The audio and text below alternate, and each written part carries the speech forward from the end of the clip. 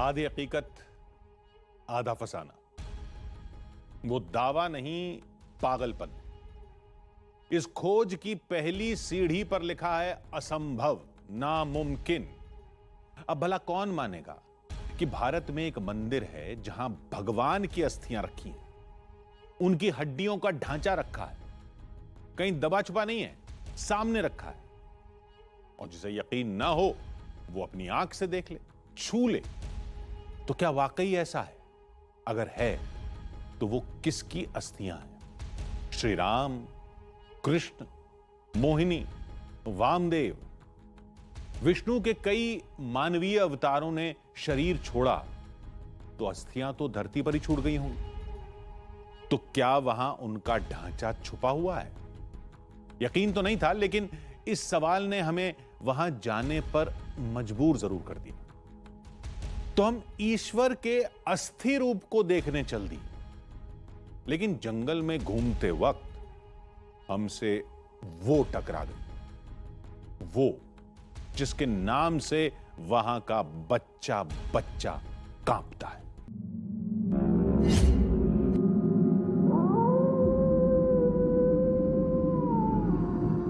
अमावस की काली रात,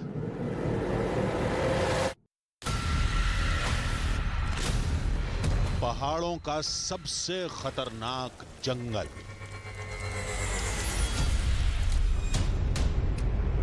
दिलेर लड़कियों का एक ग्रुप, खतरों से टकराते हम, और फिर वो हमारे पीछे पीछे आई, जंगल छोड़कर गांव तक। उसने हमारा घर घेर लिया, पूरा गांव अपने दड़बों में दुबक गया।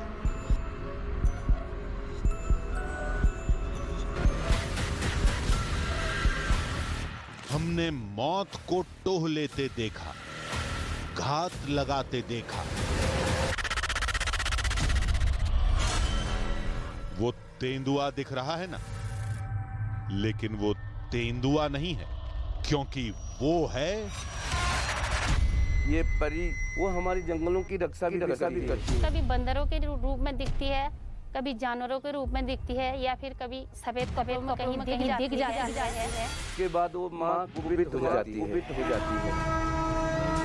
कोई कहता है महादेव की भक्त,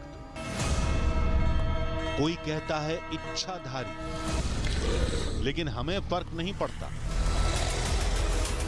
अब वो जो होंगी सो होंगी, हम भी जुनूनी हैं।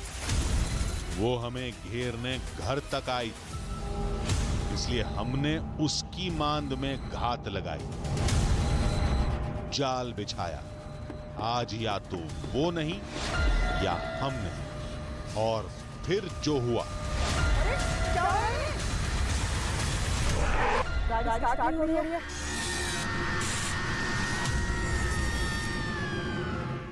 आधी हकीकत आधा फसाना।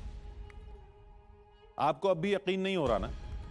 उस मंदिर में भगवान विद्यमान है, मूर्ति में नहीं बल्कि वो खुद मौजूद है, साक्षात। अब खुद सोचिए, ऐसे दावे पर भला कौन यकीन करेगा? और अगर ऐसा है भी तो शरीर क्यों नहीं है, सिर्फ हड्डियां क्यों हैं? ईश्वर तो अजर अमर हैं, तो क्या वो उनके इंसानी अवतरण की हड्डियां हैं, जैसे श्री राम, कृष्ण, वाराह, मोहिनी, या किसी और रूप की? वैसे तो मंदिर कार्तिकेय भगवान का है, तो क्या उनकी हस्तियां रखी हैं? अब इस दावे को तो हम मंदिर पहुंचते ही देख लेंगे, लेकिन जंगल में मौजूद उस दहशत का सामना कैसे करेंगे? इस सफर में आस्था और रोमांच दोनों साथ मिलेंगे। देखिए,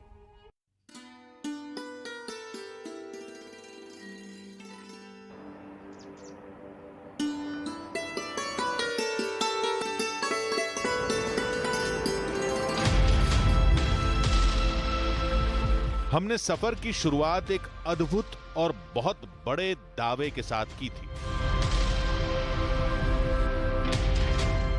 हमारी मंजिल थी उत्तराखंड के रुद्रप्रयाग का क्रोंच पर्वत।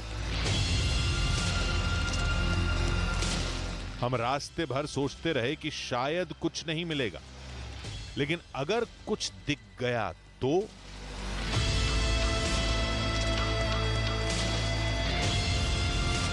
गाड़ी का सफर खत्म करके हमने मंदिर का ट्रैक शुरू किया।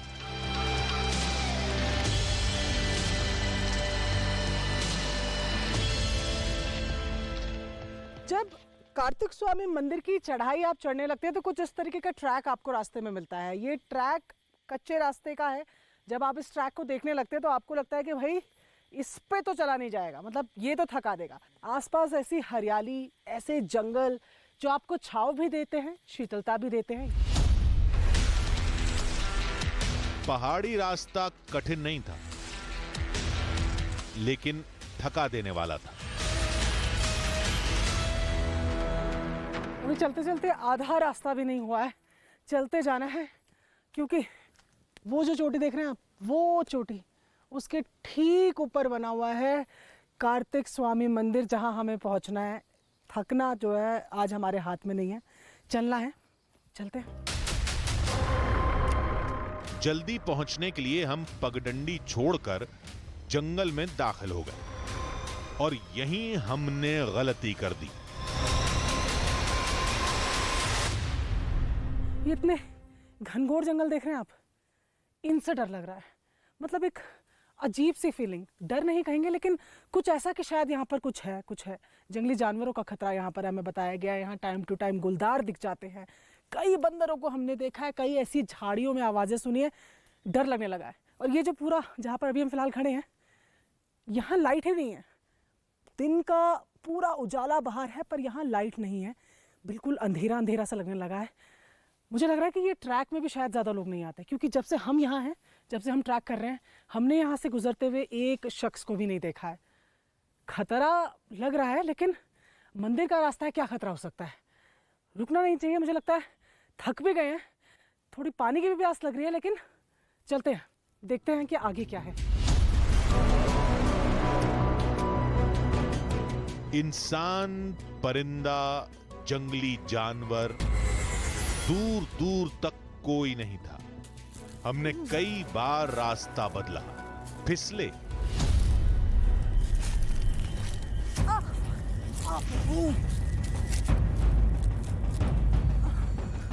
संभले, कंटीली झाड़ियों के बीच रास्ता तलाशा। ये ट्रैक का रास्ता तो बिल्कुल भी नहीं है। मुझे लग रहा है थोड़ा रास्ता शायद भटक रहे हैं हम। आधी हकीकत आधा फसाना की टीम किसी तरह आगे बढ़ती रही।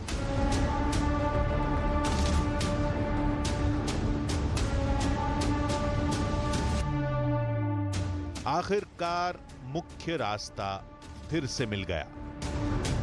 थोड़ा आगे बढ़े ही थे कि तभी हमें कुछ दिखा। इन जंगलों में जब हम घूम रहे हैं ना, तो कुछ अजीब अजीब सी चीज़ें मिल रही हैं। जैसे ये देखिए ज़रा आप, ये पेड़ है, पेड़ पर बिंदियां ही बिंदियां जो है चिपकी हुई हैं। पेड़ों पर सिंदूर नज़र आ रहे हैं। अगर आप देखेंगे बिंदियों के नीचे सिंदूर भी लगाया हुआ है। और ये जो है तस्वीर केवल एक जगह की नहीं है, मतलब तमाम पेड़ जो हम लगातार देखते आ रहे हैं। पहले मुझे ऐसा लगा कि शायद कोई पेड़ खास होगा, उसकी पूजा की जाती होगी इस वजह से, लेकिन यहाँ तो आप देख रहे हैं कि सारे पेड़ों पर ये देखें कितनी बिंदियां हैं। मेरे ख्याल से 100 से ज़्यादा बिंदियां होंगी। बिंदियां ही बिंदियां नजर। अभी समझ नहीं आ रहा है कि बिंदियां यहाँ पर क्यों। तो कार्तिक स्वामी मंदिर के साथ क्या कोई देवी का मंदिर है या ऐसा कुछ है जिनको ये चढ़ते हो या ये पेड़ को चढ़ाए गए? थोड़ा कन्फ्यूजन है। जब ऊपर मंदिर में पहुँचेंगे पुजारी जी से इसके बारे में भी जानकारी लेते हैं।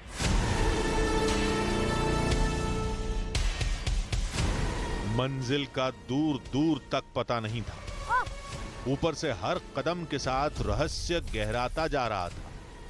तभी चिंता की लकीरों को एक फूल ने मुरझा दिया। ये बुरांश जो है उत्तराखंड का क्या कहें राजकीय फूल भी है और खूबसूरती बढ़ाने के अलावा ये बाकी कई कामों में भी आता है। मेडिसिनल वैल्यूज़ भी इसकी मानी जाती है, इसका जूस भी बहुत ज़्यादा पिया जाता है। और यहाँ जब हम जंगलों में आ रहे हैं, ये इकलौती ऐसी चीज़ थी जिसने पूरे दृश्य को मनोहर रखा। जो थकान हो रही थी वो थकान नहीं होने दी। इसके आसपास आकर आप काफ़ी इनकी सुगंधों से काफ़ी ज़्यादा खुश महसूस होते हैं। हम कई किलोमीटर की मुश्किल चढ़ाई कर चुके थे। जंगल में भटकने से काफी ऊर्जा हमने बर्बाद कर दी थी। अब थकान हावी होने लगी थी। हमने सफर को एक विराम देने का फैसला किया। अभी कहीं गो वो नहीं, थोड़ा वेट करते हैं, थोड़ा रिलैक्स करते हैं। बहुत ज़्यादा लंबा सफ़र हो गया है। मैं कुछ फूल भी तोड़े, थोड़ा इनकी भी मैं सुगंध एंजॉय करूँ। थोड़ी देर बैठ जाते हैं, आप भी रेस्ट कीजिए। थोड़ा फूल भी तोड़ ताड़ के लाई हूँ, जरा इनको भी देखूँ, जरा नेचर भी देखूँ। देखते हैं रास्ता सही भी है कि नहीं, कोई आएगा तो पूछ भी लेंगे। तभी हमें पीछे से कोई आता दिखाई दिया। भैया भैया भैया, ये रास्ता कार्तिक स्वामी के लिए जा रहा है ना? रास्ता तो, लेकिन आप लोग बैठे कहाँ और आपने ये फूल हाथ में क्यों रखे हैं? क्या कर रहे हो भैया? सख्त लहजा, तीखे तेवर, चंद जंगली फूल तोड़ने पर इतना गुस्सा, आखिर क्या हो गया? भैया हमें आइडिया बिल्कुल नहीं था। हम लोग एक्चुअली दिल्ली से आए, हम तो स्टोरी ही कवर करने आए थे। नहीं मैडम, दिल्ली सर का कहीं सर आपने देखे भी होंगे, यहाँ पर चुनरी लगी है, सब चीज लगी है, उसके बावजूद आप लोगों ने ध्यान नहीं दिया। या आपको किसी ने रास्ते में बताया होगा कि ऊपर जो अप्सराएं होती हैं? कोई जानकारी असल में मिली नहीं। जब से हम आ रहे तब से हम असल में हम आए, कोई आया ही नहीं। अब हमें मालूम नहीं था। चलो हम सीखने के लिए आए। भैया क्या क्या मान्यता है, क्या है वन देवी? ये जहाँ पर जो वन देवी होती हैं, ये हमारे यहाँ आपने सुना होगा, आपके यहाँ दिल्ली में जिसको अप्सराई बोलते हैं, तो हमारे यहाँ गढ़वाली भाषा में इनको वन देवी कहते हैं और ADHD कहते हैं। तो यहाँ पर जितने भी यहाँ पर खासकर जो हमारी महिलाएं आती हैं काम करने, हमारी बहनें आती हैं, तो वो आप यहाँ पर चुन्नी लगा देंगे ताकि वन देवी किसी प्रकार से नाराज ना हो। तो वन देवी अगर नाराज हो जाती है तो वन देवी घर तक भी नहीं छोड़ती है। ऐसे इंसिडेंट हर किसी के साथ होते हैं। कम से कम जो खासकर जो महिलाएं होती हैं उनके साथ इंसिडेंट ज़्यादा हो जाती हैं। जिन तेवरों से वो शख्स हमसे भिड़ा था, उनसे जाहिर था कि यहाँ के जंगलों में कुछ तो है जिससे यहाँ का हर बाशिंदा थर थर कांपता है। वो क्या है, अब हम वो भी पता करेंगे। मैम झेला है, हमारे गांव में खुद ही कुछ महिला, कुछ एक दो गर्ल्स थी, देहरादून बीटेक की पढ़ाई करती थी। तो आए होंगे, वो घूमने आए होंगे, तो शायद उनको जानकारी भी नहीं रही होगी। तो उन्होंने जो वन देवी का सामान हो तो उस पर उन्होंने बिल्कुल एक छेड़खानी सी कर दिया, कुछ चीज़ किया हो गया। लेकिन उसके बाद जो 1-2 महीने बाद उनकी जो 200 दशा थी वो बिल्कुल परिवर्तन हो चुकी थी। अगर ऐसे जंगलों में रात के समय रुकोगे, अगर वन देवी कुपित हो जाएगी फिर वो घर तक भी नहीं छोड़ेंगे आप लोग। पहले कार्तिक स्वामी के मंदिर में ईश्वरीय अस्थियों के दर्शन करने का दावा, अब वन देवी की अलौकिक कहानी। इस रास्ते का रहस्य और रोमांच बढ़ता जा रहा था। सफर के हर पल को ध्यान से देखिए। आज पहाड़ों का सबसे बड़ा रहस्य खुलने वाला है।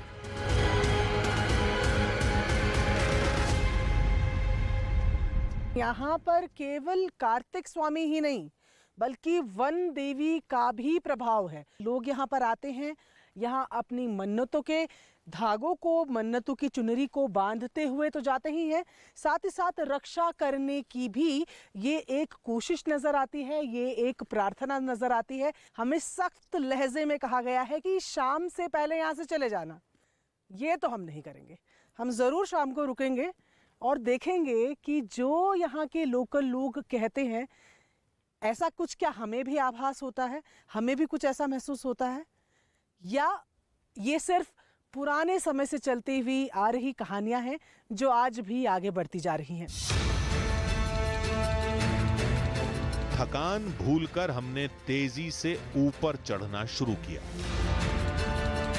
कुछ किलोमीटर की चढ़ाई और चढ़ी। आखिरकार ईश्वर के साक्षात सबूत समेटे कार्तिक मंदिर हमारी आंखों के सामने था। अपनी मंजिल यानी कार्तिक स्वामी मंदिर पहुंच गए हैं। बेहद खूबसूरत लोकेशन पे कार्तिक स्वामी मंदिर बना हुआ है। लेकिन सबसे बड़ी बात यह है कि जो इस ट्रैक के दौरान जो जो चीज़ें नई हमें जानने को मिली हैं, उन सब की राज, उन सब के रहस्य यहीं से खुलेंगे।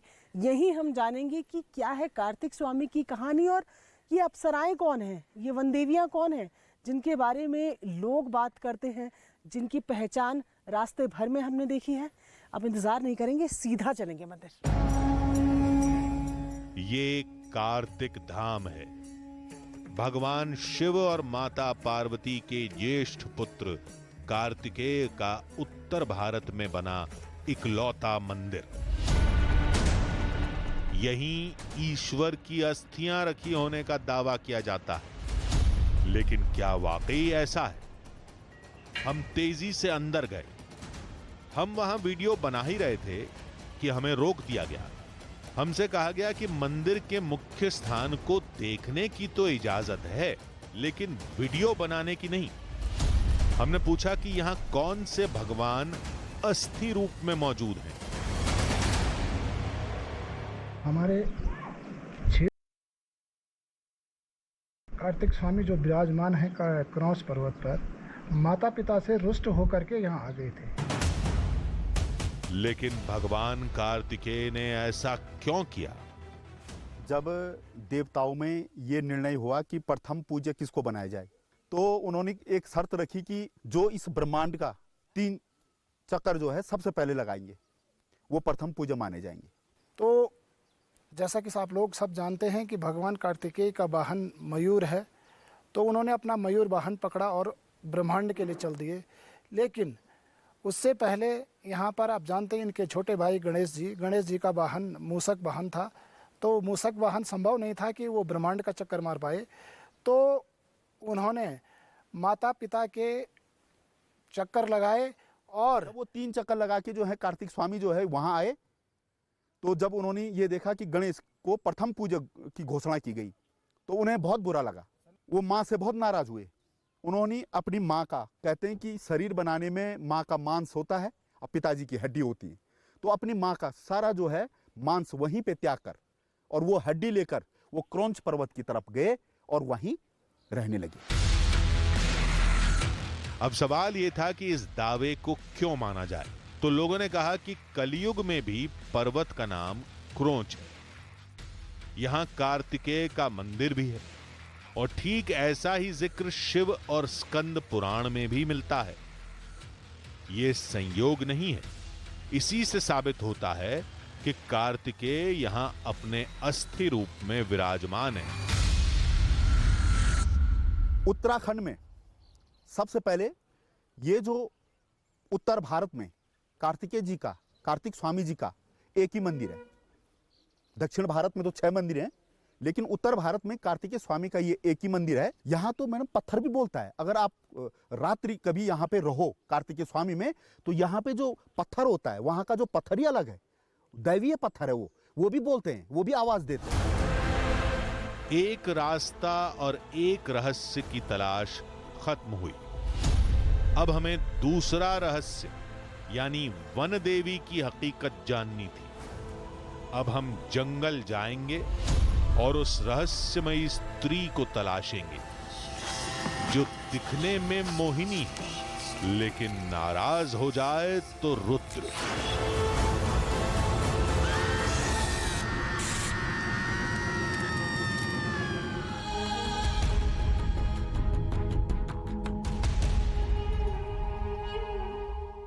उसका भेद न आज तक खुला है, न वो खुलने देगी। जिसने अपमान किया, जिसने उसे देख भी लिया, जिसने उसे समझ लिया, वो या तो चुप रहेगा, उसके बारे में कुछ बोलेगा नहीं तो वो जंगल छोड़कर पीछे पीछे आएगी घर तक। भरोसा ना हो तो जाकर देख। ऐसा हमारा नहीं, गांव वालों का दावा है। हम उस देवी की तलाश में वन में गए, हमें कुछ दिखा, हम भागे और वो खतरा जंगल छोड़कर हमारे पीछे पीछे गांव तक आ गया। देखिए, आपके भी रोंगटे खड़े हो जाएंगे जैसे हमारे हो गए थे।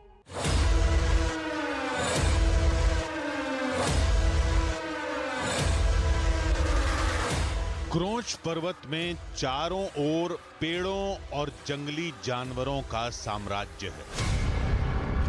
ये इंसानों से ज्यादा प्रकृति का घर है।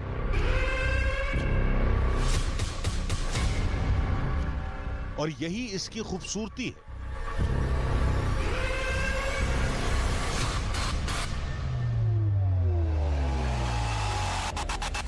लेकिन इसी खूबसूरती के अंदर वो घूमती है जिसे लोग पूजते भी हैं और जिससे डरते भी हैं।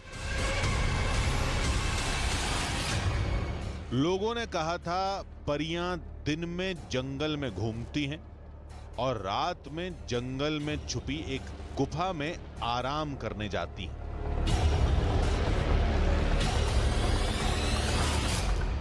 धीरे धीरे अंधेरा घिर गया।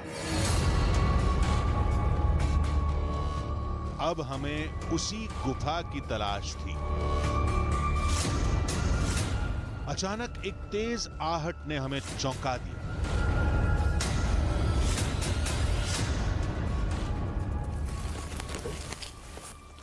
क्या हुआ? क्या चलने की आवाज क्या आ रही है? नहीं नहीं, कुछ नहीं आ रहा। देखना, सुन तो सही। एक मिनट, आप चलना बंद करो। कोई है? कोई है? हेलो, कोई है यहाँ पे? हेलो। हाँ जी, अरे भैया, क्या कर रहे हैं आप लोग यहाँ पे? भैया डरा दिया आपने। वो शख्स रात में जंगल में क्या कर रहा था? उसने बताया कि वो गांव लौट रहा था, तभी उसने हमारे कैमरे की लाइट देखी। उसे लगा कि वो किसी गांव वाले की टॉर्च है जो जंगल में भटक गया। फिर हमने उससे गुफा के बारे में पूछा। हम लोग असल में एक गुफा ढूंढ रहे हैं, तो हमें बताया है कि इस जंगल में गुफा है। आपको पता है किस डायरेक्शन में जाना चाहिए, हमें क्या करना चाहिए? नहीं, कोई गुफा नहीं है। किसी ने मुझे लगता है गलत जानकारी दे दी आपको। यहाँ पे कोई गुफा नहीं है। यहाँ पे ये जंगल है और रात का टाइम हो रहा है। यहाँ पे सिर्फ आपको लेपर्ड मिलेगा, गुलदार मिलेगा, जंगली सुअर मिलेगा और भालू मिलेगा बस। आवाज आ रही है कहीं? आ रही है। इस तरफ को देखना जरा। पुजारी जी, उधर देखो, उधर। लाइट बंद करो, लाइट बंद करो। रोशनी दिख रही है, देखो रोशनी, रोशनी। उस तरफ देखो जरा, रोशनी नजर आ रही है। मुझे ऐसा लग रहा है लेपर्ड है ये। हम जितनी तेज भाग सकते थे भागे। भागते भागते हम उस शख्स के गांव पहुंच गए। उसने अपने घर में हमें जगह दी, लेकिन जैसे ही हमने कमरे की खिड़की से झांका तो हमारे होश उड़ गए।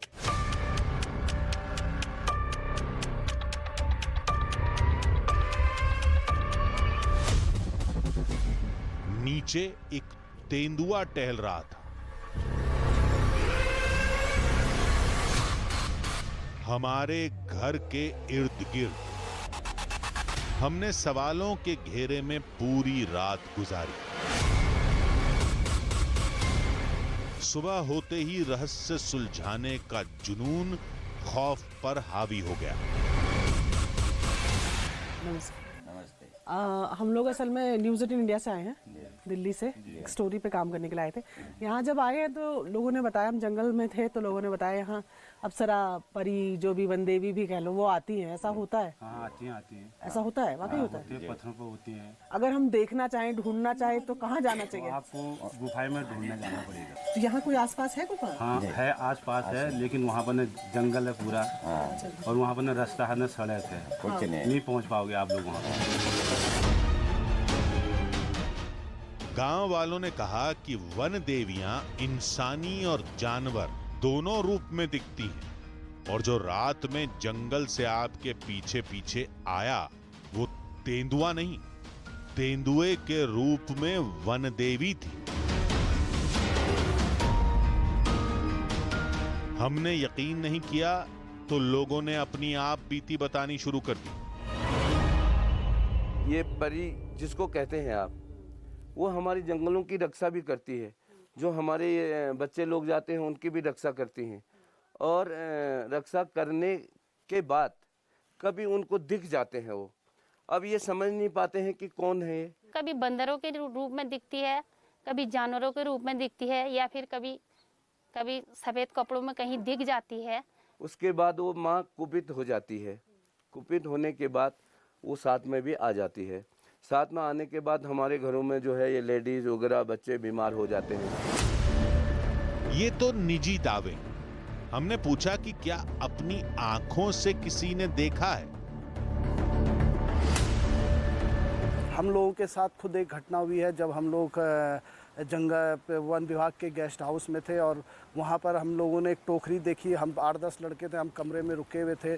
हम सब लोगों ने उस टोकरी को धिक्कारने का काम किया और जैसे ही हम सोने लगे, रात होने लगी, तो मेरे बगल पे ठीक एक लड़का था, अचानक से उठा और अचानक से भागते हुए वो दरवाजे की तरफ भाग गया और उसका सर दरवाजे पे लगा क्योंकि कांच का दरवाज़ा था और उसके नाक पे यहाँ से पूरा खून आने लग गया। फिर हमने पूछा क्या हुआ, तो वो बार बार कहने लग गया, यार एक वन देवी के रूप में एक औरत आ रही है, सफ़ेद कपड़ों में आ रही है और वो बार बार मुझे इशारा कर रही है, ऐसे बुलाने का इशारा कर रही है। और इसीलिए वो कह रहा, मैं जहाँ मुझे खिड़की दिख रही है, दरवाज़ा दिख रहा है, तो मैं उसी तरफ, जिस तरफ वो जा रही है उसी तरफ मैं भागने की कोशिश कर रहा हूँ।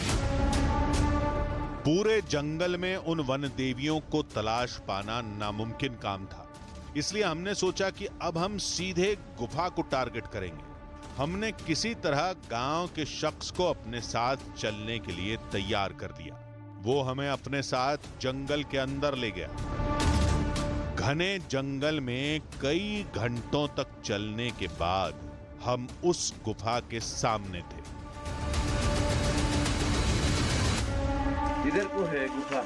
इधर को नहीं है? नहीं है, इधर को है। इस तरफ को है? जी। आप चलेंगे ना थोड़ा? नहीं, मैं तो नहीं चलूंगा मैम। थोड़ा सा दिखा जी दीजिए। नहीं, मैं नहीं चलूंगा। गुफा यहाँ है, मैं नहीं चलूंगा। आपने जाना है तो आप जाइए। कहते हैं ये वन देवियों का घर है।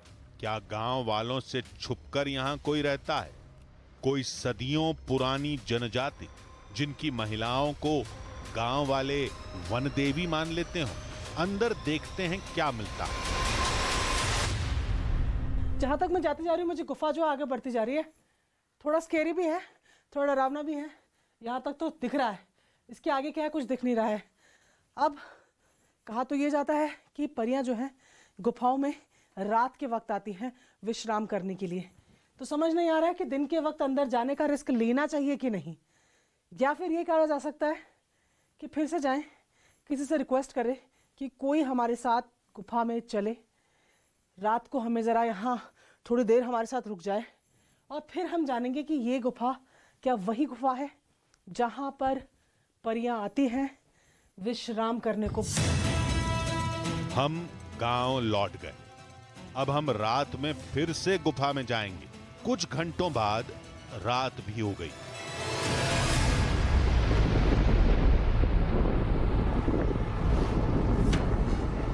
आधी हकीकत आधा फसाना की टीम रात में फिर से गुफा में लौटी, लेकिन इस बार हमारे साथ कुछ बहादुर लोग भी थे। हरेंद्र, आप आगे आ जाइए और ये मशाल भी देखिए हम लोगों ने तैयार कर ली, क्योंकि यहाँ से ऊपर थोड़ा सा एक्सप्लोर करके देखते हैं कि क्या है। हालांकि रात बहुत ज़्यादा हो गई और लगातार खतरा भी ज़्यादा बना रहता है, लेकिन क्या गुफा में आगे मिलता है वो भी देखना ज़रूरी होगा।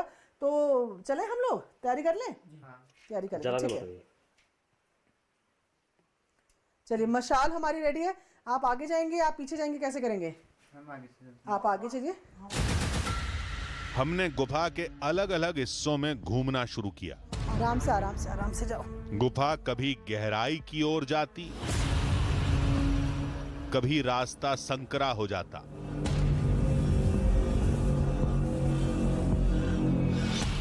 हर रास्ता एक नए रास्ते की ओर ले जा रहा था। जिंदगी में और भी गुफाएं देखी हैं, पर इस तरीके की गुफा, एक तो मेरी आवाज़ इतनी ज़्यादा यहाँ पर गूंज रही है, इस तरीके की गुफा मैंने कभी नहीं देखी। ये इतनी चौड़ी, इतनी खुली हुई गुफा जहाँ पर वन देवी, अप्सराएं, क्या मुझे तो लगता है कि लोग भी आराम से रह सकते हैं। बहुत ज़्यादा गीली मिट्टी, ये देख रहे हैं मेरा हाथ, क्योंकि पानी यहाँ पर लगातार रिश्ता आ रहा है और बहुत खतरनाक भी है अगर मैं कहूँ। लेकिन अंदर आ गए हैं, लगातार मशाल जहाँ जहाँ गिर रही है वो निशान भी आपको यहाँ पर दिख रहे हैं। पर ख़ास बात यह है कि जिसकी तलाश में हम आए हैं, क्या वो यहाँ पर है? यहाँ कुछ अद्भुत सा नज़र आ रहा है। ज़रा नीचे चल के देखते हैं क्या है ये। तभी हमें गहराई में कुछ दिखा। अरे यहाँ देखिए, यहाँ ये यहाँ देखिए जरा ऊपर से नीचे तक आपको क्या कुछ नजर आ रहा है। मुझे लग रहा है ये यहाँ पर क्योंकि घंटी भी चढ़ाई हुई है तो शिवलिंग शायद है। किसने सोचा था कि जिस गुफा के अंदर हम घूम रहे हैं वहां पर शिवलिंग भी मिलेगी। देखिए घंटी यहाँ पर चढ़ाई है, मुझे लग रहा है यहाँ पर पूजा भी करते हैं लोग। तो ये शिवलिंग आप ऊपर देखेंगे, आपने इस तरीके की गुफाएं देखी होंगी। ये जो ऊपर के आपको सैंडस्टोन या ये जो भी स्ट्रक्चर्स नजर आ रहे हैं ये आपको उन तमाम गुफाओं में देखने को भी मिलते हैं जो खास तौर पर ऐसे पहाड़ी इलाकों में होते हैं। लेकिन इस गुफा के अंदर इस तरह शिवलिंग मिलेंगी ये मैंने नहीं सोचा था। ये बेहद एक्साइटिंग है। शिवलिंग के पास घंटी थी। जब इस गुफा में लोग आते नहीं तो फिर घंटी किसने रखी? साथ आए लोगों ने कहा कि ये वन देवियों का काम है। शिव जो है वो सबके ही पूजनीय है, तो जब शिव के लिए यहाँ घंटी हो सकती है तो बहुत मुमकिन है यहाँ पर वो भी आते हो जिनकी तलाश हमें है। समझ गए ना आप? हो सकता है यहाँ पर भी अप्सराएं आती हो, परी आती हो, वन देवी आती हो, अपने आराध्य की पूजा करने के लिए आती हो। तो करेंगे क्या? हम इंतजार करेंगे। आज हम इंतजार करेंगे, हम यहीं बैठ जाएंगे और देखेंगे कि क्या कोई यहाँ आता है। जैसे कि यहाँ की कहानियों में कहा जाता है कि परियां रात को गुफा में विश्राम करती है। क्या इस गुफा में, इस भव्य गुफा में, इस अद्भुत गुफा में कोई आता है? आज इसका इंतजार यही होगा, यहीं बैठकर इंतजार करेंगे। जब तक मशाल जलेगी तब तक इंतजार करेंगे। यानी वन देवियां गुफा में आईं तो शिवलिंग के पास जरूर आएंगी। उनके इंतजार में हमने पूरी रात वहीं गुजार दी, लेकिन कोई नहीं आया। रात बीत गई है। रात भर यहाँ पर चमगादड़ों की आवाज़ों के अलावा, कीड़े मकोड़ों की आवाज़ों के अलावा, कहीं कहीं दूर से पता नहीं पानी की आवाज़ आ रही थी। इसके अलावा कुछ और हमने यहाँ महसूस नहीं किया। गुफा रात भर हम यहाँ रहे, मशाल बुझ गई, अपने फ़ोनों की लाइट के साथ रहे, वो बुझ गई तो भी इंतज़ार किया। अब गुफा के बाहर देख रही हूँ तो हल्की हल्की रोशनी नज़र आ रही है। साफ है, सवेरा हो चुका है। यहाँ हमें कुछ नहीं मिला। अब यहाँ ठहरने का कोई मतलब नहीं है।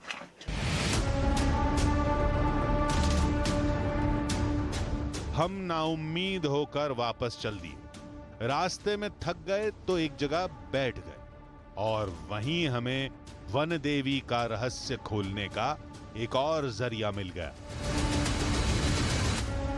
कल हमारी ठंड में बीती है, कुछ नहीं मिला। आज आखिरी दिन है। यहाँ कहा जाता है कि सूर्यास्त के बाद आना मना है।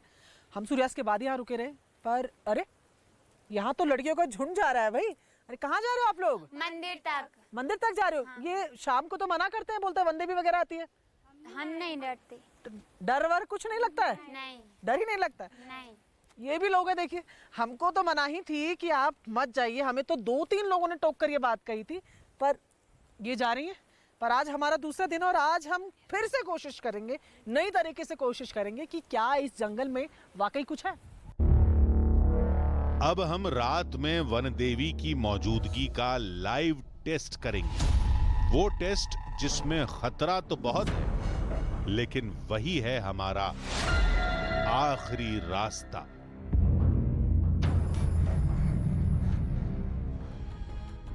आधी हकीकत आधा फसाना। उन जंगलों के आसपास रहने वाले हर बाशिंदे को वन देवियों पर यकीन था, लेकिन जरूरी तो नहीं कि सब एक ख्याल हो। जैसे हमें विश्वास नहीं था, ठीक उसी तरह उन लड़कियों को भी यकीन नहीं था जिन्हें हमने मंदिर की ओर जाते देखा। वो भी शाम ढलने के समय। हमने उन लड़कियों से बात की, अपनी खोज के बारे में बताया और उनसे मदद मांगी, और वो तैयार भी हो गई। फिर हमने वन देवियों को परखने का फूल प्रूफ प्लान बनाया। अब हम वो सब करेंगे जिसे करने से वन देवी नाराज हो जाती है। हम रात में जंगल में जाएंगे, वो भी इन लड़कियों के साथ। लाल रंग का कपड़ा होगा, एक विशेष पहाड़ी संगीत बजवाएंगे जिसे सुनकर वन देवियां आती हैं। रात ठंडी थी, लेकिन यकीन मानिए अब जो आप देखेंगे उसे देखकर माहौल गर्म हो जाएगा। हमने रात में फिर जंगल में डेरा डाला। इस बार हमारे साथ वो लोग थे जो वन देवी को समझते हैं, और नाराज होने पर उन्हें मनाना भी जानते हैं। इतने शॉर्ट नोटिस पे हम किसी पैरानॉर्मल एक्सपर्ट को तो लाइन अप नहीं कर पाए, लेकिन हम लेकर गए हैं उत्तराखंड में जो सदियों से विधा चलती आ रही है उस पर आपको लेकर आए। देखिए, गुरु कहा जाता है इन लोगों को, गुरु। ये इनके पास अपने कुछ वाद्य यंत्र हैं। पहले तो जानते हैं कि क्या वाद्य यंत्र क्या है सर। ये डमरू है, ये थाली है। अच्छा, इनको बजा के हम यहाँ देवी अवतरित करेंगे। यहाँ अगर देवियाँ हैं, वन देवियाँ हैं, तो उनको अवतरित कर देंगे हम। मतलब आप कह रहे हैं कि अगर यहाँ देवी है इस जंगल में तो आ जाएगी? आ जाएंगी। पर कैसे? हम इन्हें बजाएंगे और उनका गाना गाएंगे, वो अवतरित हो जाएंगी। चलिए ठीक है, देखते हैं। गुरुओं ने ढोलक और थाली बजाना शुरू किया। हम कभी गुरुओं को देखते तो कभी आसपास के पेड़ों में किसी हलचल पर निगाह दौड़ाते। हर बीतते पल के साथ बेसब्री बढ़ती जा रही थी, लेकिन काफी देर तक कुछ नहीं हुआ। फिर गुरुओं ने पहाड़ी गीत भी गाना शुरू कर दिया, लेकिन तब भी कुछ नहीं हुआ। तो काफी देर से आप लोग डमरू वमरू बजा रहे हैं, अभी तक तो कुछ हुआ नहीं। अभी आने वाले हैं, अभी देखते रहिए, आप सारे आ जाएंगे। अब देखते रहिए। ठीक है, तो हमें सीधे तौर पे कह दिया गया कि थोड़ा इंतजार कीजिए। अचानक उन्होंने गाना बजाना सब बंद कर दिया। क्यों बंद क्यों कर दिया? अभी हमने बंद इसलिए कर दिया कि अभी जो है आप लोग सारे जो भी यहाँ पे हैं, आपके लिए एक सुरक्षा कवच बनाना पड़ेगा, सुरक्षा घेरा बनाना पड़ेगा। अच्छा। आप उस सुरक्षा के अंदर रहेंगे, आपका कुछ नहीं होगा। बाकी जो बंदे भी हैं वो उससे बाहर से अवतरित होंगे। अच्छा, तो सुरक्षा घेरा बनेगा? सुरक्षा घेरा कैसे बनाएंगे? वो चावल का सुरक्षा घेरा बना देंगे हम। ठीक। उस सुरक्षा घेरा के अंदर आप सब रहेंगे, जो उससे बाहर जाएगा उसको जो है वन देवी का प्रकोप हो जाएगा। तो सुरक्षा घेरा बनाएंगे कह रहे हैं, तो चलिए कहाँ बनाएंगे? गुरुओं ने कहा कि अब वन देवी के आने का वक्त हो गया है। अपनी गारंटी है ये सुरक्षा घेरा बनाते हुए। अब हम लाइव टेस्ट करेंगे। सबकी नजर बचाकर सुरक्षा घेरे के बाहर जाएंगे। देखते हैं क्या होता है। मैं तो सुरक्षा घेरे के अंदर आ गई हूँ गुरुजी, अब क्या करना है? अब सभी लोग जो भी ये बाहर हैं, इनको भी सुरक्षा घेरे के अंदर ले लो। चलिए, जो बहुत देर से सब कुछ देख रहे हैं, आप लोग भी जरा अंदर आ जाइए। सब लोग अंदर आ जाओ। यहाँ लड़कियां हैं हमारे साथ, ये देख रहे हो, चावल से बाहर नहीं जाना है किसी ने भी, सब यहीं पर खड़े रहना है। और अब इसके साथ क्या होगा? अब आगे का प्रोग्राम? आगे का प्रोग्राम हम फिर शुरू करेंगे। फिर से शुरू करेंगे? हाँ। चलिए चलिए। वाद्य यंत्र फिर से बजाए जाने लगे। ये अंतिम आह्वान था। इनका दावा था कि इसके बाद वन देवियों का आना तय है। एक बार फिर से जो है वो वाद्य यंत्र बजने लगे हैं। हमें बताया गया है कि ये जो है ये अब तकरीबन फाइनल प्रोसेस होता है, क्योंकि हम सुरक्षा घेरे के अंदर हैं, हम सबके सब आपको दिख रहे हैं। यहाँ वाद्य यंत्र बजने लगे हैं। अगर कुछ होना होगा इस घेरे के बाहर, यहाँ भी हो सकता है, यहाँ भी हो सकता है, मेरे उस घेरे के पीछे भी हो सकता है। इनका कहना है कि थोड़ा इंतजार करना पड़ेगा, क्योंकि बुलाने में समय लगता है। तो हम इंतजार ही कर रहे हैं, वाद्य यंत्र लगातार बज रहे हैं। हम सब सुरक्षा घेरे के अंदर यहाँ पर बैठे हुए हैं। हम घेरे के बाहर जाने की सोच ही रहे थे कि तभी हमारा कैमरामैन जोर से चिल्लाने लगा।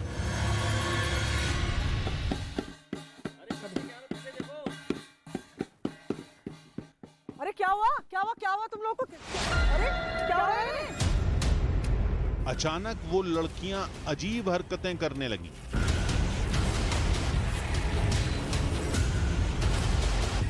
आपने तो कहा था सुरक्षा घेरे में कुछ होगा नहीं किसी को।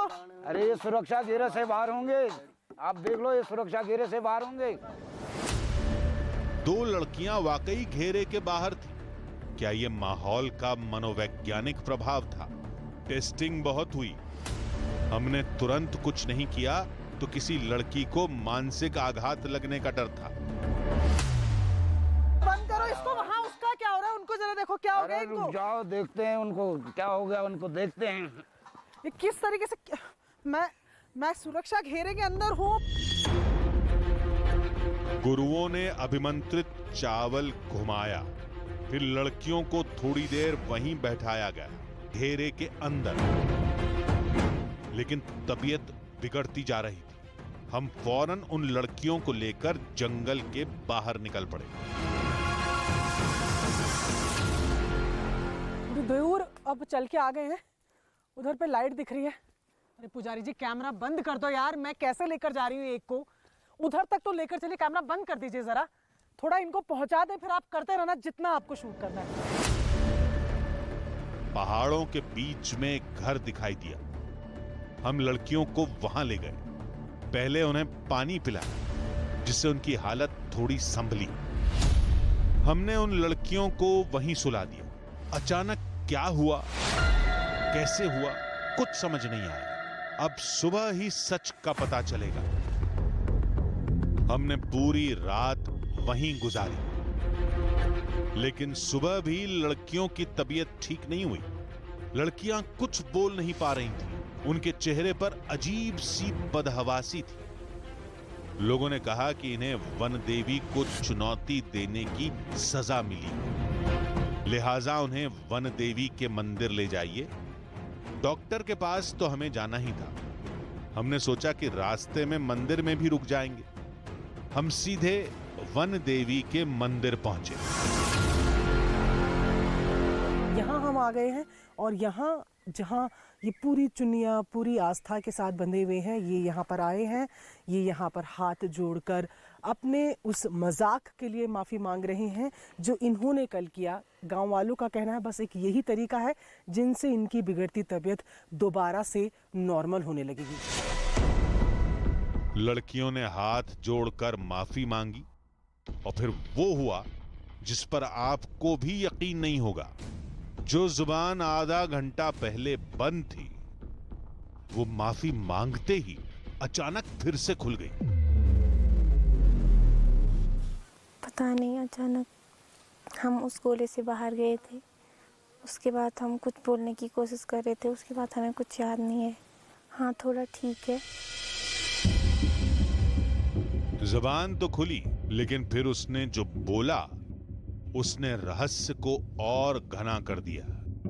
पर अब एक बात तो एकदम साफ है, कार्तिक धाम में कार्तिकेय के अस्थि रूप का होना और जंगल में वन देवियों की मौजूदगी, ये मान्यताओं और आस्था का विषय है।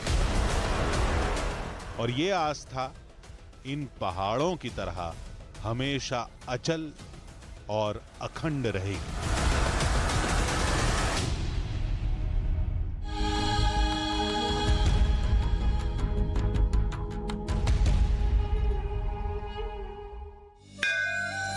देवभूमि पर सजेगा एक ऐसा मंच जहां उत्तराखंड के मुख्यमंत्री और कई बड़े चेहरों के बीच आप भी रखेंगे अपनी बात, उठा सकेंगे अपने मुद्दे।